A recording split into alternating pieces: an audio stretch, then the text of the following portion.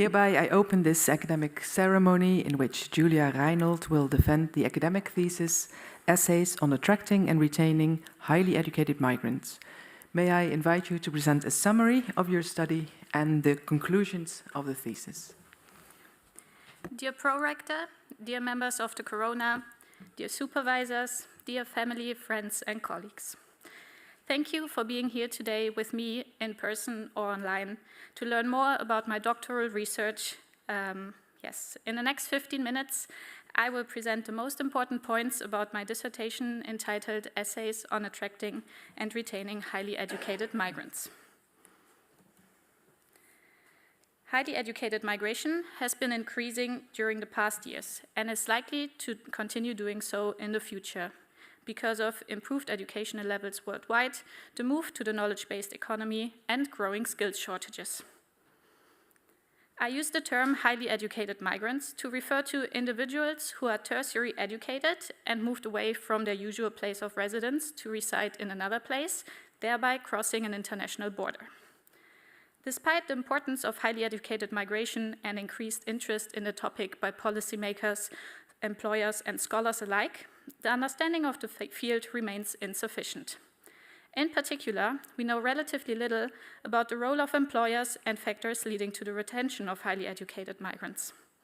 Since highly educated individuals are comparatively free in choosing their residency, it is furthermore interesting to find out more about factors that are more subjective or intangible that could play a role in their migration decisions.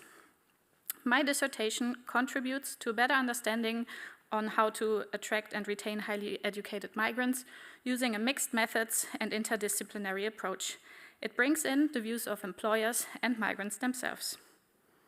The 4 empirical chapters mirror the different stages in the migration process, from employers attracting migrants to migrants' experiences with settling in and the formation of spatial intentions to realizing these intentions. I use the term spatial intentions to refer to migrants' intentions to stay in or leave the host region. Staying and leaving are thus seen as equivalent options, which are both worth studying. All chapters have important implications for the retention of highly educated migrants. I focus especially on the role of the welcoming environment throughout these stages. In the context of migration, creating a welcoming environment refers to the reception of newly arrived migrants who are greeted with hospitality and that their presence is accepted with pleasure. 3 of my empirical chapters focus on highly educated migration in the Euregio Meuse-Rhine. The EMR is a cross-border region spanning parts of the Netherlands, Belgium, and Germany. It was founded in 1976 and it's one of the oldest Euro regions with the largest population. It is a very interesting case study because it hosts many higher education institutions, research institutions, and companies which are potentially interesting employers for highly educated migrants.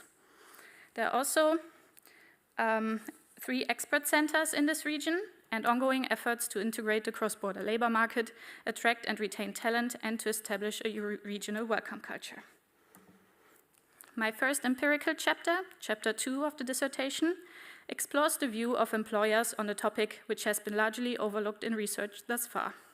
We have interviewed representatives of 28 small and medium-sized companies in less central regions of the Netherlands to learn about their demand for highly educated migrant workers and their approaches and abilities to attract and retain them. I learned that companies usually have a demand for migrant workers because they cannot find the right talent in the Netherlands. Hiring internationally therefore becomes a necessity for them. I also identified a clear hierarchy in hiring internationally. Companies usually first look for migrants who are already living in the Netherlands. Then they look for workers in neighboring countries, Belgium and Germany.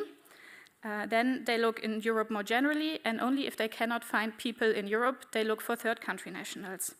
This is because hiring workers from outside of Europe is most costly in terms of time and money.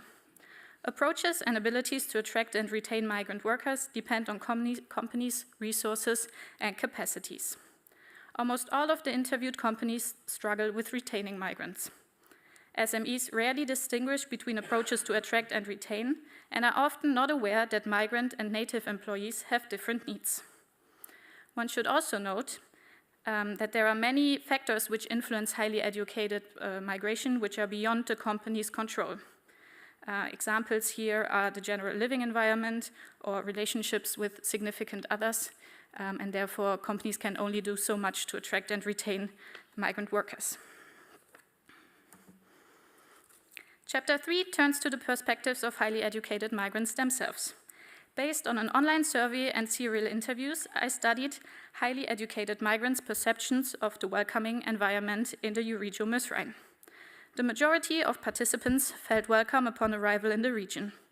Institutional, societal, and personal factors contribute to their feelings of being welcome.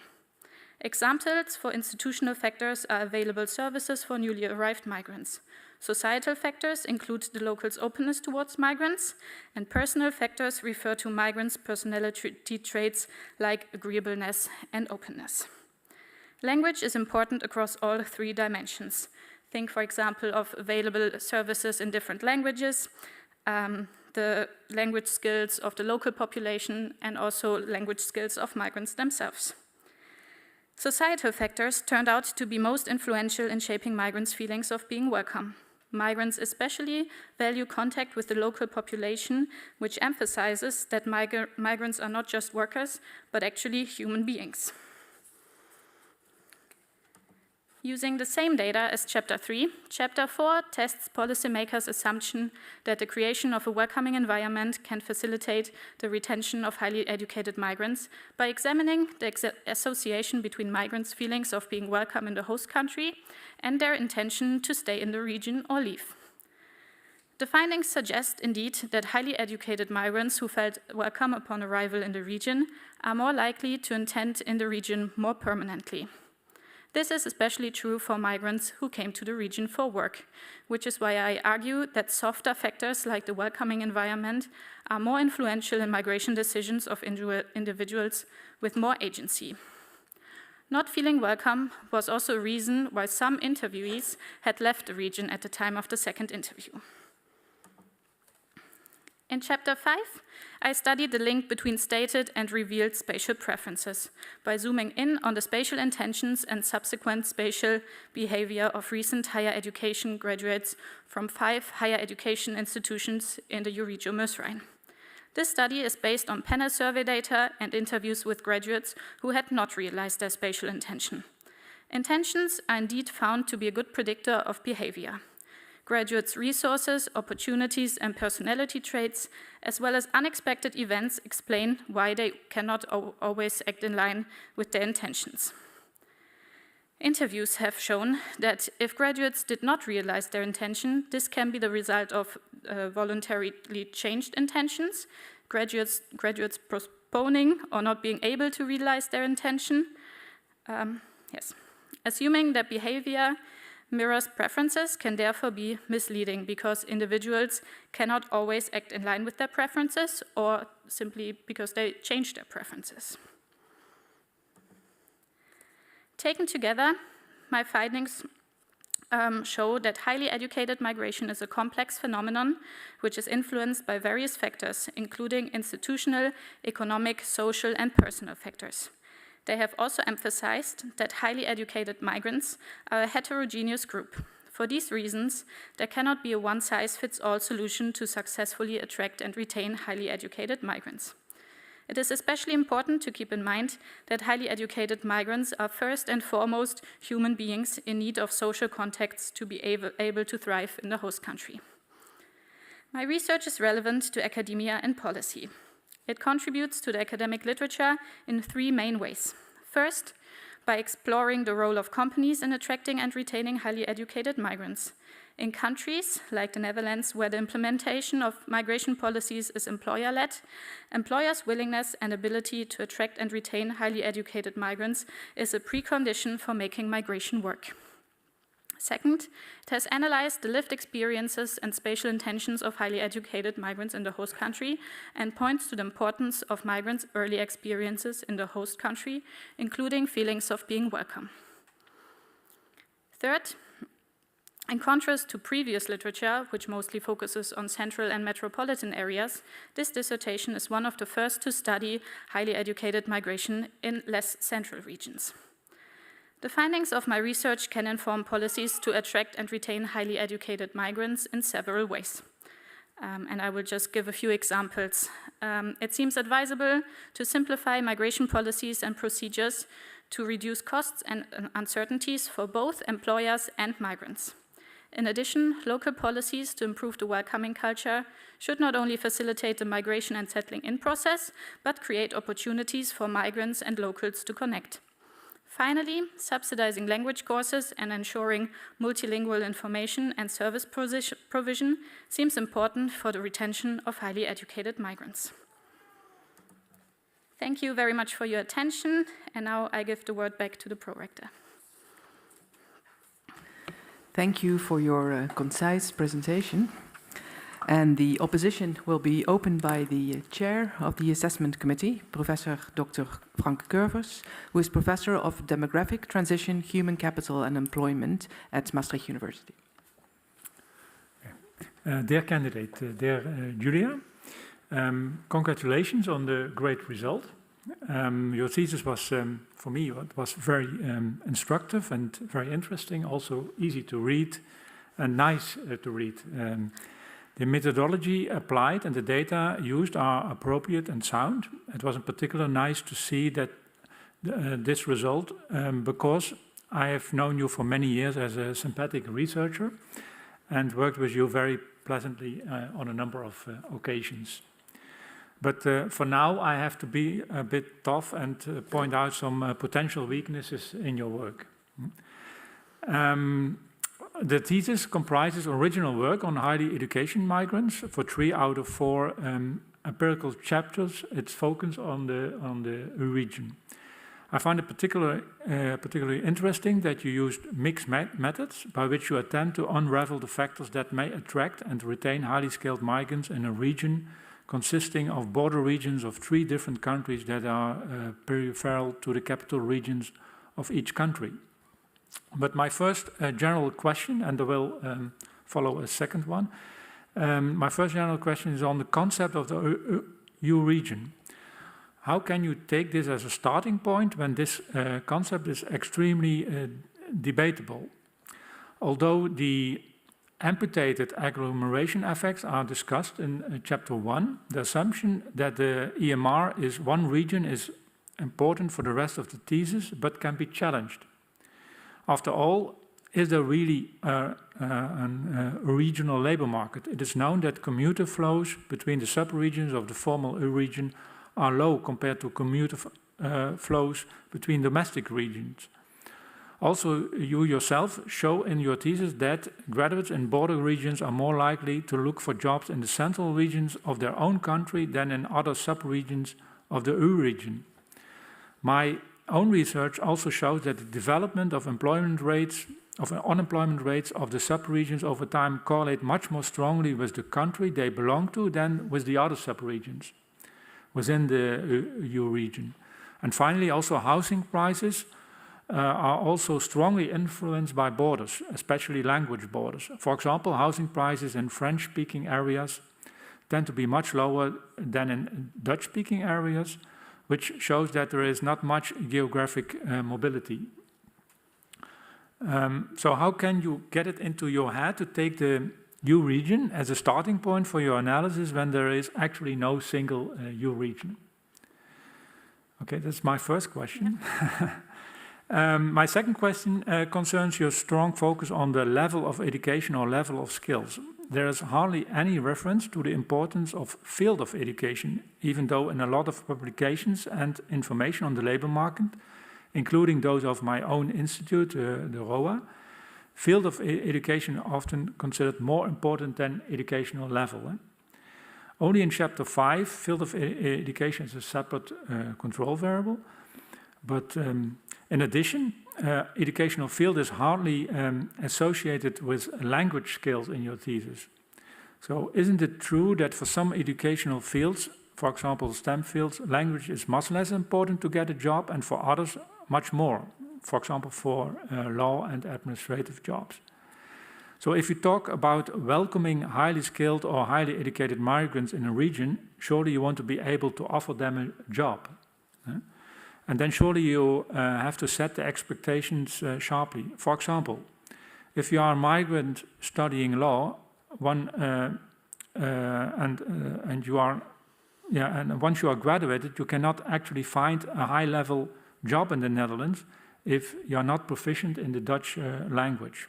I checked this myself recently several times, and there are currently no vacancies in the Netherlands for highly educated people with a master's degree in law, even international law, that do not require to be proficient in the Dutch language. Even in PhD jobs, this hardly ever occurs because of the requirement to be able to teach in Dutch. So why did you not pay more attention to the importance of educational field in your thesis and combination with a language? So now you've heard my concerns. For which analysis in your thesis would you still consider this important, and how might this change your outcomes in chapters 2, 3, and 4? That was my second question. Highly esteemed opponent, thank you very much for your compliments and for your questions. Regarding the first question, yes, I agree that the concept of Euroregions can be debatable, but I also think that we are becoming more and more aware that border regions are maybe special cases that are different from the more central regions in the country, which are also worth studying because it's where a lot of people live. I don't know the numbers from the top of my head, but I think most Europeans live somewhere close to a border. I also think the EMR is a very interesting case study because if you compare it also to other border regions, it's already more institutionalized. It's one of the oldest Euro regions, and it has developed a lot during the years from the foundation to now being a European grouping of territorial cooperation. So I think it's becoming more and more a real region, so to say, even though, of course, it's divided by borders. It has to deal with all these different rules and regulations. I also think that if you look at programs like the Interact programs, for example, these regions are very real concepts. So you have the Interact program for the Euregio Meuse-Rhine, for example, which subsidizes projects on further integrating the region in various ways. And one example there is also a project on, it was the Euregion Interact project, which focused on further integrating the Euregional labor market, attracting and retaining talent, and also creating this welcome culture. So there you can really see a clear definition of the Euro region, which is also, I think, very clear for the people who are working on these projects, and more and more becoming clear for the people living here. I think often it's obvious for the people who grow up here and who come here that we live in a border region. But yeah, if you think more about it, it actually offers a lot of advantages also for the people living here if you look across the border, also including for migrants. So I do think that besides the being debatable, it's an interesting case study. And then regarding your second question, which focuses more on the role of field of education and language skills in defining highly skilled or highly educated people. It's an interesting suggestion. I didn't think about it more. That's right. I think when I started this research, I started from the UN definition of highly skilled migrants back then, which is usually defined as people who have followed tertiary education more broadly. And I didn't look into fields of education and language skills more. Also because I think I had so many different people from so many different backgrounds that you can hardly make interesting or stronger arguments about their realities. Yeah, and of course, language skills are important. I think they've been important, but they are also getting more and more important now if you look at all these developments with international students and staff here. And this is something that I also found in my research, that migrants do want to learn the language. They are often very interesting, but it's not as easy if you work all day and have a family maybe, and then when are you supposed to go to language classes? But yeah, I think it's important in both ways to facilitate language learning of migrants, but also to explain to companies and the local population that maybe speaking a foreign language is also beneficial to them in attracting and retaining migrants. Does that answer your question? One small additional question is then, wouldn't it be wise to, for example, for international students in law, to make Dutch language mandatory then in their program?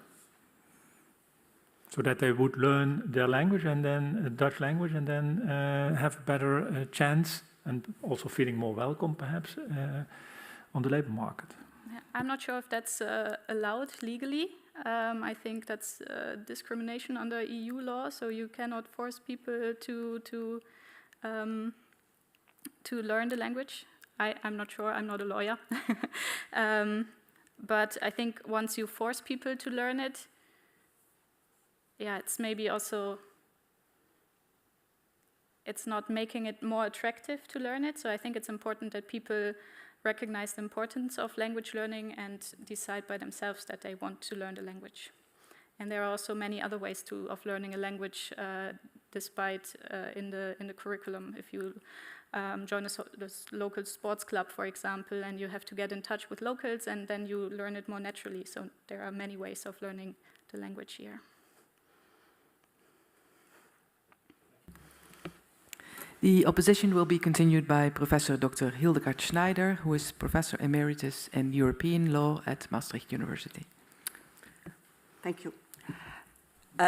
My congratulations, dear candidate. I also really liked and enjoyed reading your book, but I also enjoyed very much when I received the final version and the pictures. And I know the exhibition, and I think it's a very well choice to have this as yes, for the cover of your book. Now, and very attractive, let's call it in the sense. Now, my question follows a bit the first question, namely attracting and retaining highly educated migrants. Now, as a lawyer, EU lawyer, migrants for me are third country nationals. I know you make a distinction in your first chapter, but I think there is a serious problem for attracting third country nationals. And you mentioned already also today that employers very often look as last resort perhaps to third country nationals, because actually, as you mentioned, there are many problems for entering as third country national to the legal migration, to the legal labor market. Now, one issue, and I think that is understudied perhaps and explained in your book, is the issue that if you have a new region, a border region, that actually also our students, when they qualified in the Netherlands and having the right to work after their master's degree or bachelor degree, according to the student directive and researchers directive, they have a right for 1 year at least as third country nationals to look for a job, but only in the Netherlands, not in the borders, not across the border. So if you talk about the agglomeration effects, the border is really the border for them because they have not the right to cross the border for employment. And so this already makes it less attractive, perhaps to look for a labor market in a border region, but also for retaining highly skilled people in a border region. Now, I remember very well when the single permit directive was negotiated in 2011, that the EMR very strongly lobbied that in this single permit, which makes this limitation to work and employment and residence permit on one member state, that border regions should be considered as an exception. This was not taken on board, so since 2011 we have the situation which I would say for a regional labor market, at least for third country nationals, is very problematic. Now, you have a chance. At this moment, the single permit is recasted, is revised. And I have looked, because of the problems with asylum directives, etc., this was a little bit low-level discussions until recently, but now it will be rediscussed. And what I found surprising, and I think you should advise, and what would you say if you advise, for example, the Dutch government, because in the negotiation, which will start again recently, one looks for the single permit for improvement concerning labor conditions, non-discrimination, but one doesn't consider, although I think 40% live in border regions in the European Union, one doesn't consider the non-attractiveness of the European labor market, different to the green card, for example, in the US, non-attractiveness of the European labor market due to this border region limitation of third country nationals. So how would you advise now the Dutch or the Belgian or the German government when, because the negotiations start, when now the recast takes place for the single permit? What would you give arguments from your research in how far this should be changed? Thank you. Highly esteemed opponent, thank you so much for your compliments and interesting question. Yeah, I think I would advise that indeed abolishing this limitation could make border regions much more attractive for highly educated students and workers from abroad, because they may come here for education in the first place, and then depending on the possibility to work, they will stay or leave again, because I mean, you study and then you study because you want to get a great job, right?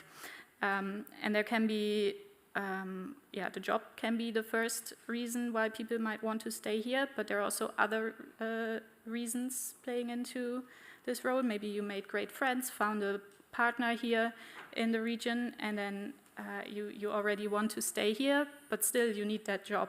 And if you are really limited to, let's say, Limburg or the Netherlands now, of course you have these amputated agglomeration effects and much less chances of finding a suitable job, even though actually it could be really interesting for you to remain living here in the border region. For example, if you come from a French-speaking country, you live in Limburg, and maybe there's a great opportunity for you to work in Liège, or you speak German and you could work in Aachen. So I think that reducing or abolishing this limitation and increasing the right to live across the border or to work across the border could make the region, the border regions, much more attractive. And then if you think that 40% of European regions are border regions, thanks for reminding me of the numbers, that would make a huge difference in being able to attract and retain highly educated migrants or international students.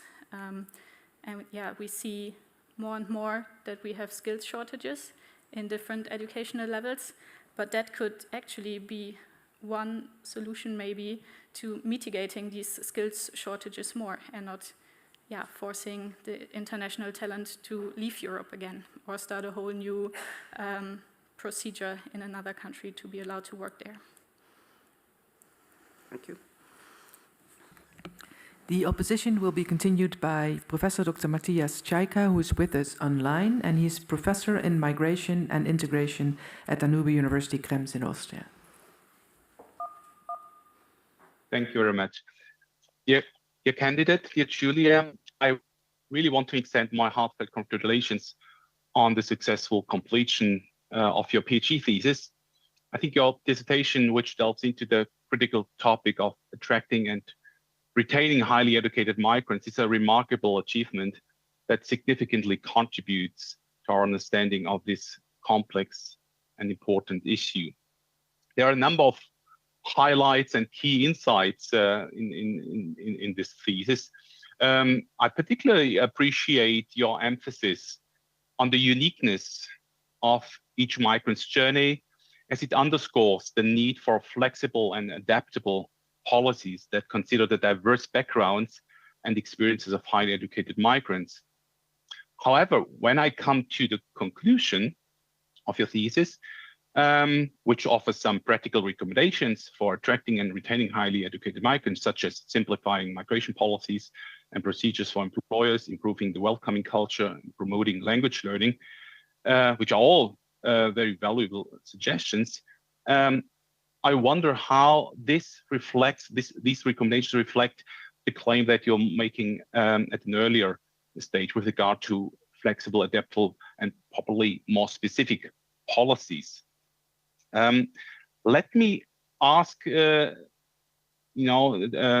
question with regards to the reality, which I think we perceive as immigration policies are not very benevolent and aiming to attract people, but I think we mostly perceive immigration policies as deterring and framing immigration as an area of concern. So how do you think do immigration policies that prioritize the deterrence of what we may call unwanted migrants impact the countries and also employers' ability to attract and retain high-skilled workers and professionals? And maybe if I may add another related question to this one, it is refers to the claim that you're making at the end that one-size-fits-all policies do not work. I wonder why. Can you elaborate really on the key differences between policies that aim to attract and retain migrants? So what is the difference really between attraction and retention with regard to the relevant factors, but also with regard to the distinct and supposedly most effective policies that are needed in order to address these different aspects of high-skilled or highly educated immigration? Thank you. A highly esteemed opponent, thank you very much for your kind words and interesting questions. Focusing on your first question, I do think it can be problematic that these deterring policies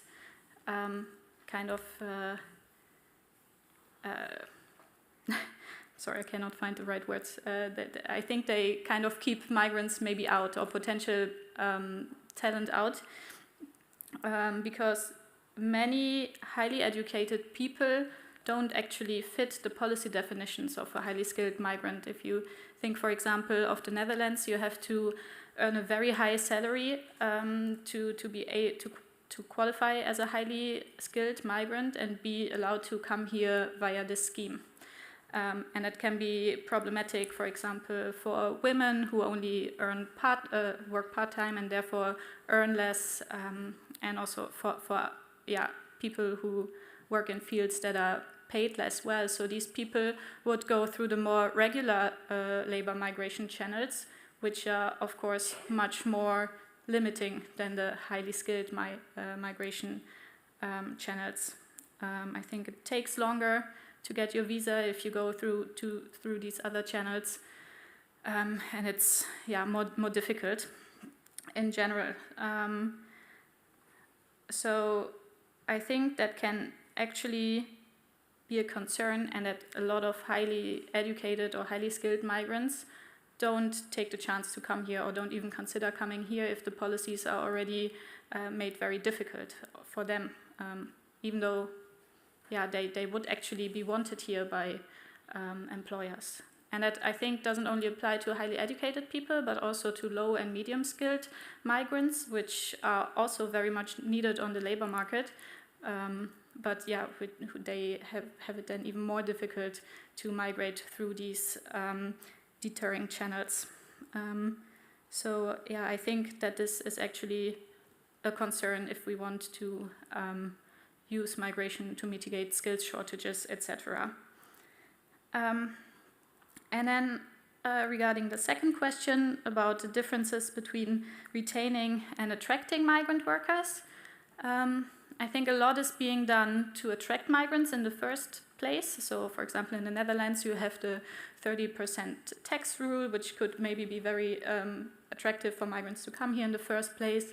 Or you have these service centers that help people with the whole migration process and finding their way once they are in the host country. But then we kind of forget about them. Then they are there, they have the job, maybe they got to know the region, but then we kind of forget that they might need ongoing support. So as their situation changes, maybe they have a family, they have children, and then they might need help again, because how do you navigate finding the right school and everyday activities which are maybe natural to locals but more difficult to migrants. So I think if you want to retain migrants more, you should not just forget about them after the first year or something, but really keep in mind that they have other needs than the locals, because it doesn't come natural to them to, I don't know, find daycare,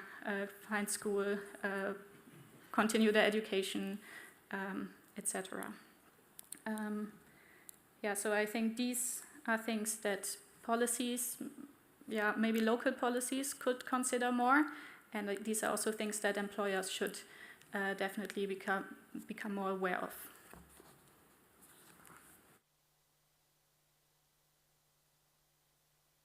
Question answered, Professor Seike? Yes, thank you very much.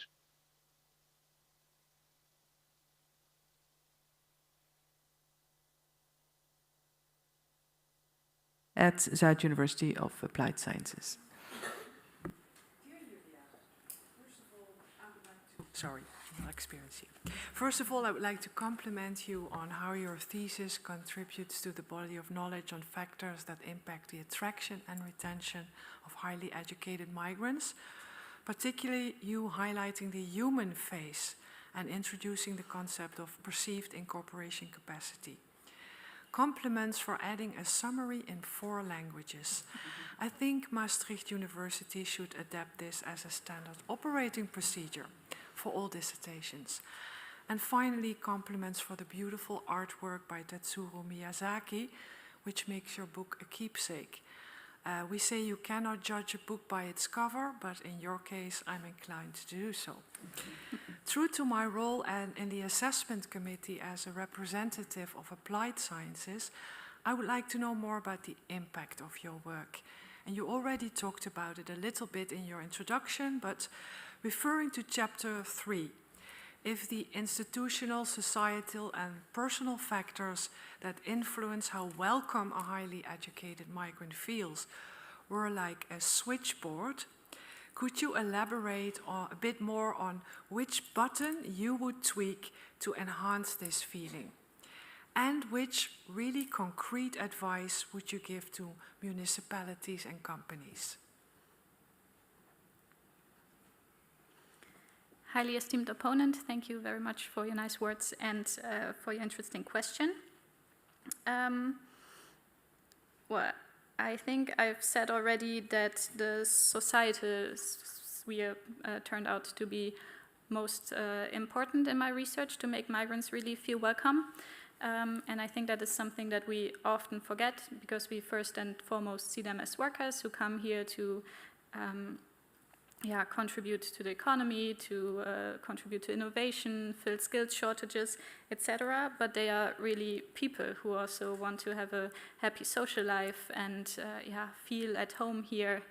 And I think in order to be happy, you have to find friends And that is not always easy for migrants, because if you think they come to work here, then the workplace is the place where they most likely connect to other people. But if their Dutch colleagues are not aware of the role, or in other sub-regions of the Euroregion, the German and Belgian colleagues, if they are not aware of the role that they have to play, it's very hard for migrants to actually make these contacts. So I think employers and also local policymakers should focus more on these social aspects of highly educated migration, and raise awareness among the locals that they are really important, that it can make a whole difference if someone says, oh, let's go for a coffee today, to a migrant. I've actually heard of people who left the region again because they couldn't connect, because the locals, they work from 9 to 5, then they go home, which also makes sense because they already have established their life here, and maybe they have to pick up the children, go to follow their hobbies, and then they are not aware that the migrants are maybe left behind, and then it's harder for them to establish social contacts.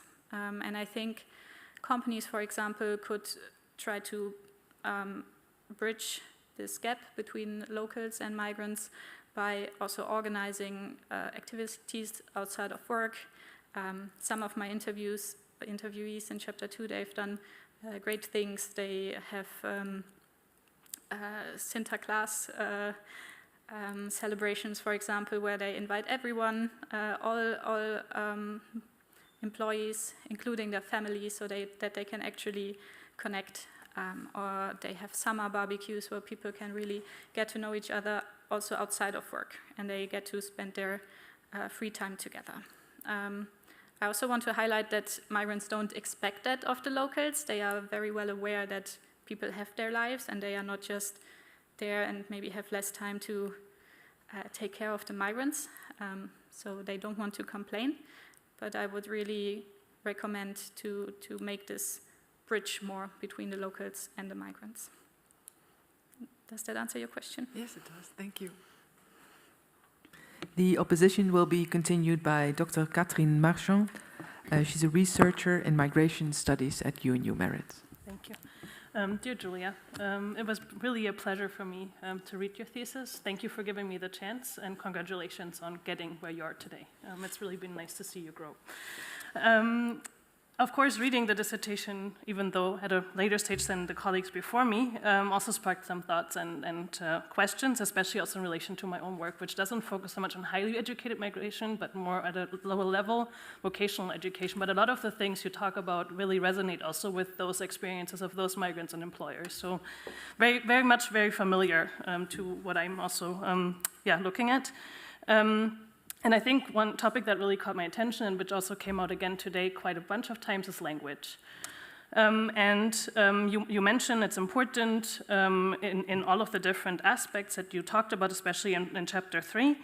And then your policy recommendation is to subsidize language courses and provide multilingual information and services. I think that's very valid. But how would you say that you perceive the differences in these language-related issues across the 3 countries in the region? Did you notice differences, and what were they? And how might they have implications for the respective attraction and retention in the different countries that make up the region? And then thinking even further, to what extent do you think that there's a need for more structural changes in host country policies and infrastructure to support really language initiatives effectively, especially if we really expect more migration in the future? This is also something you said again today, that of course, because of the skills gaps, we expect more. And how are the systems actually set up to deal with more, and what maybe needs to be done beyond subsidizing and providing multilingual information? Esteemed opponent, thank you very much for your compliments and questions.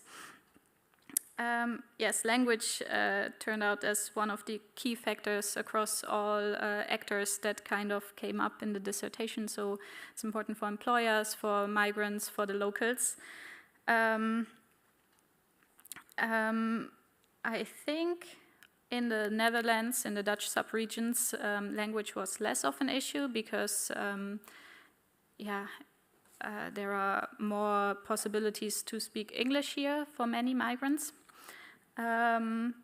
It came up a couple of times as a problem in Germany, where I think also rightly so, maybe for legal reasons, people at local institutions are not allowed to speak English with migrants to prevent that they don't say anything wrong in a language that they are not as familiar with, but that can really also be a problem for the migrants who come here, and that's not as attractive. It was also something that came up more in the French-speaking part of the Euro region, but I had relatively less observations there. So I think most strongly came out as a problem in Germany. And then I think if we think about structural changes, we should not only think about improving the migrants' language skills, because we always focus on the migrants, that they should learn the official language of the host country, which of course is correct, and also my interviewees confirmed that for them learning the local language makes their lives much easier and they want to learn it. But I think we should also educate the people in the host country more. So, for example, in Germany, in these institutions, if people were more comfortable speaking another language, or if there were more translators, then the whole process of coming here, registering, etc., would be made easier for the migrants, and then we could also possibly attract and retain more people here. The opposition will be continued by Professor Dr. Mart Noordman, who is a senior researcher at Maastricht University and research professor in transnational law and non-state actors in Coventry in the UK. Thank you very much. Dear Julia, of course, I gladly join my colleagues who already complimented you on the four related issues on attracting and retaining highly educated migrants. I think that it's not only relevant for the policy discourses or the practical discourses, it's also relevant for academic discourses and societal discourses. So it presents to me new insights into the life world of migrants, all kinds of migrants, and also raises interesting theoretical and methodological questions, so my compliments again. My questions relates to the life world of migrants and revolves around what I think is a captivating idea of onward migration, which you mention on page 3. Unfortunately, you do not really conceptualize that idea. You revolve around it. It comes back time and again. And especially in chapter 5, when you discuss spatial intentions, you know, there is always this onward kind of migration hanging as a sort of Damocles over your thesis. So when I read through your thesis, I was remembered of a song by The Clash in 1981, a punk group, a British punk group called Should I Stay or Should I Go? And it seems to me that this is a very existential question to many migrants. Should I stay or should I go? Especially as the environments, whether it's the welcoming environment, employment opportunities, the relational circumstances change. You know, they're dynamic, they're not static, and you already said that these things change. Now, I was wondering, and you said I'm not a lawyer, I also know you're not a psychologist, but I want to go a little bit into the mindset of migrants, and it seems to me a little bit that do they have a almost mental mindset in terms of onward migration? Are they more prepared to move when they run into, let's say, problems in terms of work relations, and it's quite interesting. Students have, for example, much more this onward migration. They're much more on the move. They have their study here and are looking towards the next opportunity. So are they indeed quicker because of their experience? They have moved once. You know, would they move quicker twice if the environment is becoming less welcoming, less advantageous, or less creative as expected? Thank you very much. Highly esteemed opponent, thank you very much for your compliments and questions. Well, we actually know from the migration literature, and there are, I think, many papers which are titled, "Should I Stay or Should I Go?" We know that with increased migration experiences, people are also more likely to migrate again. So there's some truth in what you say, definitely. I think with more migration experiences, it's also because you are less tied to your current place of residence. Maybe, yeah, if you stayed in a place longer, then your regional familiarity increases and it's less likely that you leave again. But if you moved a lot, and again, then it's more likely that you will move again. However, when I talked to the migrants, I didn't see that they were automatically thinking about leaving when things maybe get difficult. I think what I found is that they weigh several options at the same time. So they always say, okay, I could stay, but I could also go, or I could go back home. So I really saw that in the research, in the interviews especially, that it's not always easy to pinpoint these spatial intentions because people are really weighing different options at the same time. Yes. Yeah, thanks. Fine, thanks. The opposition will be continued by Professor Dr. Frank Curvers. Yeah, I have two questions, two small questions on two biases in your potential biases in your estimations regarding chapter 3 and 4. So you distinguish between three independent variables. These are the perceived incorporation capacities, and then you have a bunch of control variables, and they have then you analyze their impact on the welcoming, on feeling welcome. But my problem of my hesitance is that these are perceived incorporation capacities. And there might be a third factor, for example, being better prepared to make a move and have better language proficiency that can influence both the perceived incorporation capacities and the feeling welcome.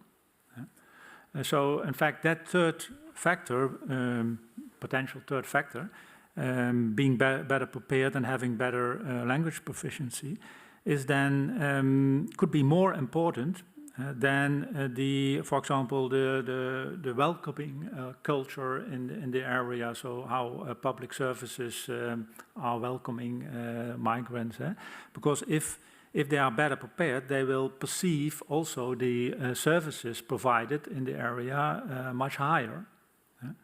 And they are feeling more welcome.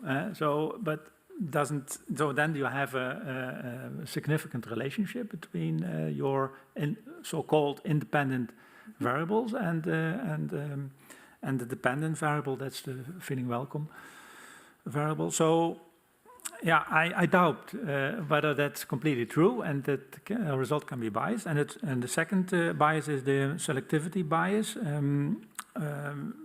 I think that you don't observe the respondents who have already left the region. And so only who intend to stay permanently are on average older and have more children. And so that is also a kind of selectivity bias, I would say. So I'm curious about your answers. Highly esteemed opponent, thank you very much for your additional questions. I agree that endogeneity or omitted variable bias could be an issue in my dissertation. I think, well, my data is not perfect, but it was the only way for us to really study what we wanted to study. So I think in future research we should maybe take this into account and maybe collect more data, also more representative data that includes more factors which could lead to the welcoming culture, and also the which could fall into the 3 incorporation capacity dimensions. Because I only include a few examples here in my chapters, but I think there are many more factors which could fall into the institutional, societal, and personal incorporation capacity. Economic factors are also included in there, so we could also focus on that more if we were to collect more representative quantitative data. And then it would be important to also collect the data in a way that we can account for these biases more. And that also relates to your second question, selectivity bias. Because of the convenience sampling, maybe people were more likely to participate because they like the regions anyways. And also I had help from several institutions, the expert centers here in the region, so maybe only the people who were aware of these services are included in my research. But I think this is less problematic if we are aware of these biases and acknowledge that we don't talk about causality but only associations, and then we should look in further research, take a closer look at it. It is not true that I only have people, or that I only have intentions.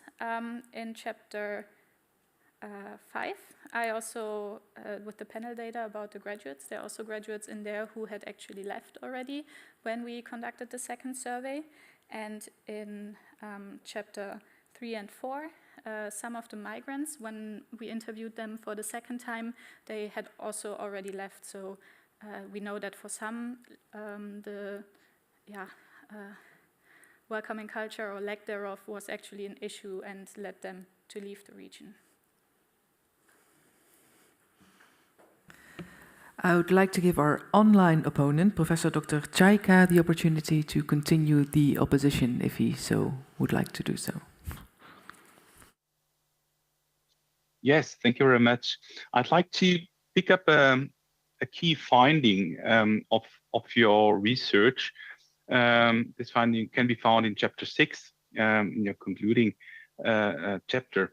There you're saying highly educated migration is the result of constant comparisons of places and weighing different options of staying, so migrants weighing different options of staying and leaving, which are subject to change and influenced by many intervening factors. So my question refers to your conceptualization of migration decision-making.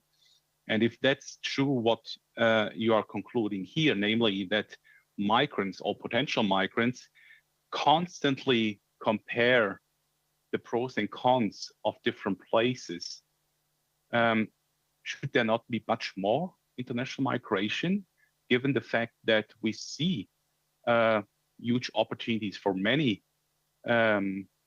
skilled and highly skilled or educated migrants or potential migrants in the so-called global south that are actually not migrating, despite the fact that there are these opportunities, and probably despite the fact that they are sort of interested in realizing these opportunities. How do you explain this sort of fact that we find that mobility, international mobility, is still relatively limited, despite this theoretical assumption that you are providing in your concluding chapter? Thank you. Highly esteemed opponent, thank you very much for your question. I think not only in highly educated migration, but in migration, or let's talk about non-migration, let's talk about immobility more. We forget that maybe most people actually have a preference for staying at home. They want to be where their family and friends are, where they know how things work. So moving abroad, even if there are maybe better economic opportunities, or if the weather's nicer, or you name it, could be an option. It's also very risky for them, and it's maybe easier for them to just stay put. And this is also why I use the term spatial intentions rather than focus on migration intentions, because I think we should also study.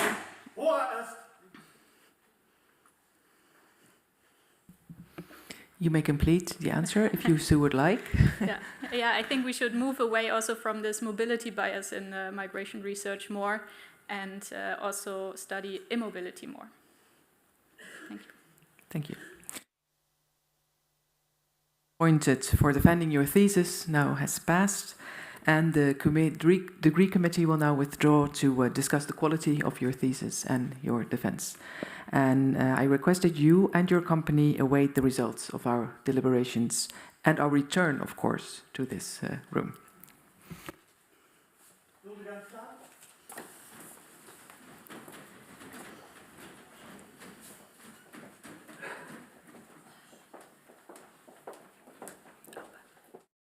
The PhD defense has now ended. The degree committee will debate the candidate's performance behind closed doors. This process usually takes about 10 minutes.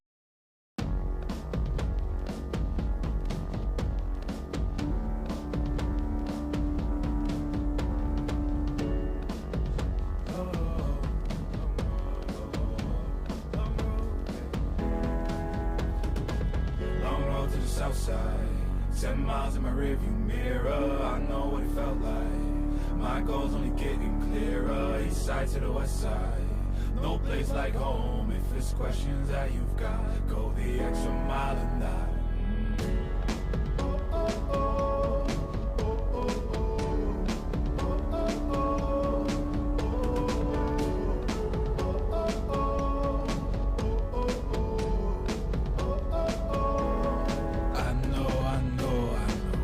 On the line, I know you know that I can't read your mind. Years can't fly by now, don't waste all your time. Cause I'll go the extra mile. Long road to the south side, 10 miles in my rearview mirror, I know what it felt like. My goal's only getting clearer, east side to the west side. No place like home, if it's questions that you've got, go the extra mile and that. On the dash, got my laces tied. Long road, I don't waste no time. Break rules because fate decides. With the team and we chase the light. I make a move, fall down, shake it off. I hate to lose that branch, break it off. No room for negativity, praise and love. Prepare for deep part cause we're taking off. Hit the mileage, traveling so far from home. Gathering knowledge, other connections. I put the time in to get everything I ever hoped for. It's a challenge and we all in. It's a better future that we go for.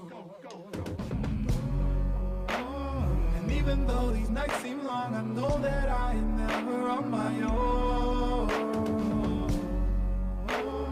Know you won the battle once you've grown.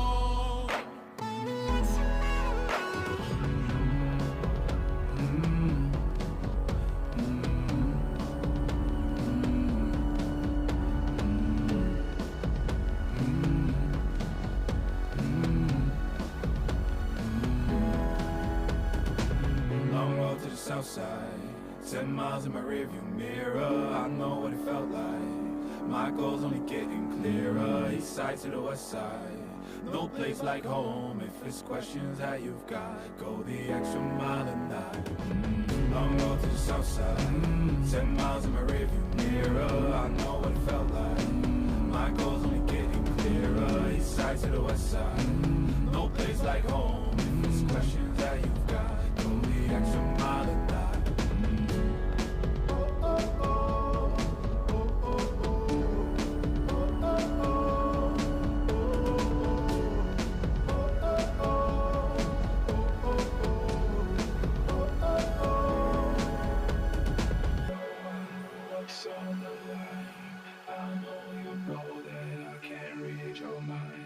Years can't fly by now, don't waste all your time. Cause I'll go the extra mile.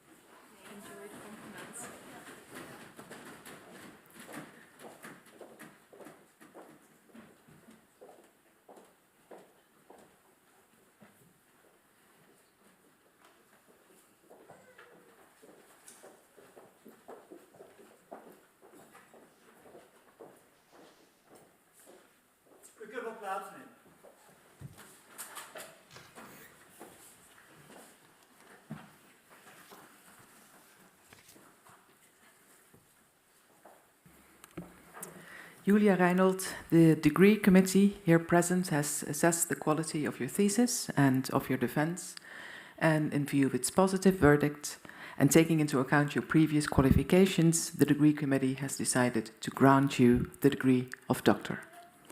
Professor Ziegel is authorized to confer upon you this academic distinction in accordance with Dutch university custom. And I invite your supervisor to take the floor.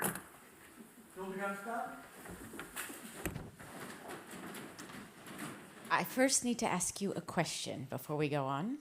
So, do you promise to work in accordance with the principles of scientific integrity at all times, to be careful and honest, transparent, independent, and responsible? Yes, I promise. Then, by the authority vested in us by law and in conformity with the decision of the committee here present, I hereby confer upon you, Julia Reinold, the degree of doctor and grant you all rights attached by custom and law.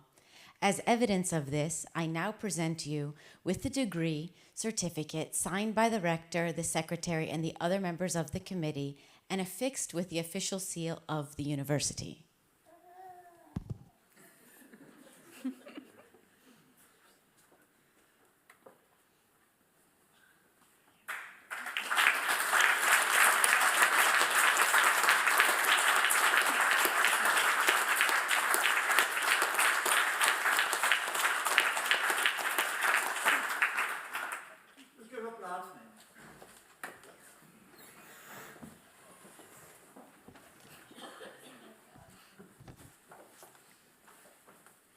And now I have the pleasure of addressing you with some additional words on behalf of myself and, of course, your other supervisors, Mariska and Renee.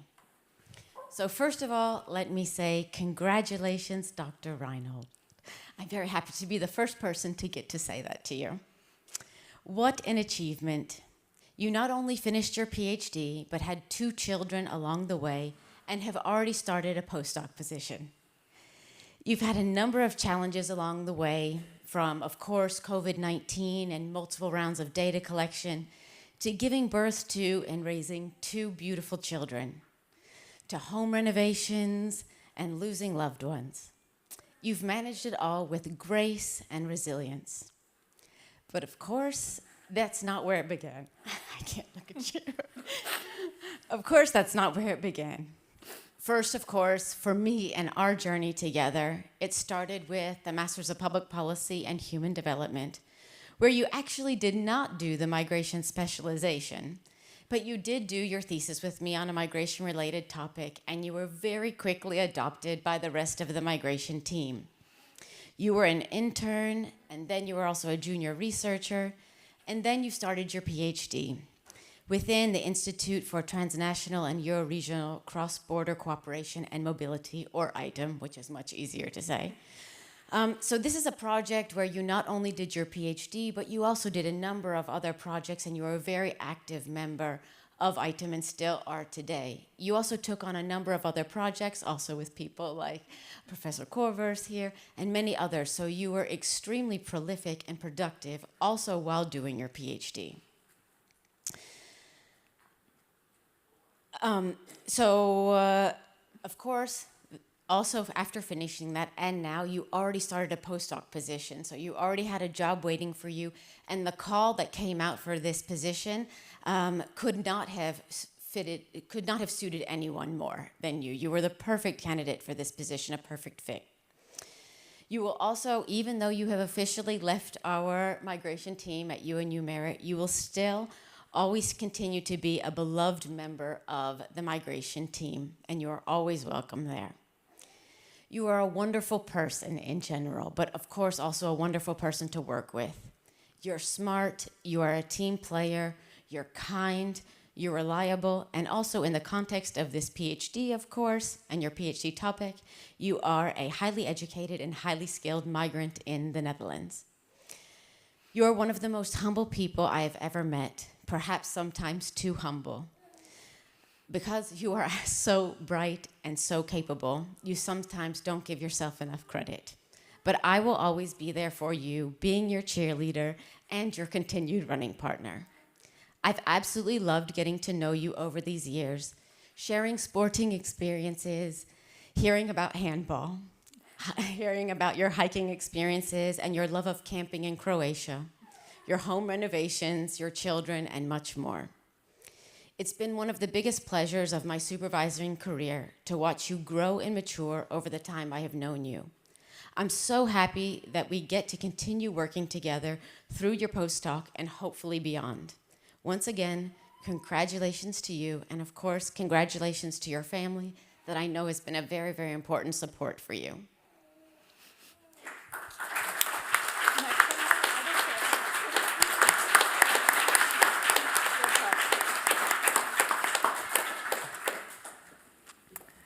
Dear Dr. Reinold, also, of course, on behalf of Maastricht University, the heartfelt congratulations on the degree you have acquired. Thank you. It's time to celebrate now, I think. But before we can, we'll have some formalities of taking a picture together with the people that were online and could not be here in person today, and we'll take a picture at the stairs in front. But for the audience, they can already start celebrating and go to the Refter and have a drink. And the close family, of course, can stay with us if you so want to. For now, I close this academic ceremony.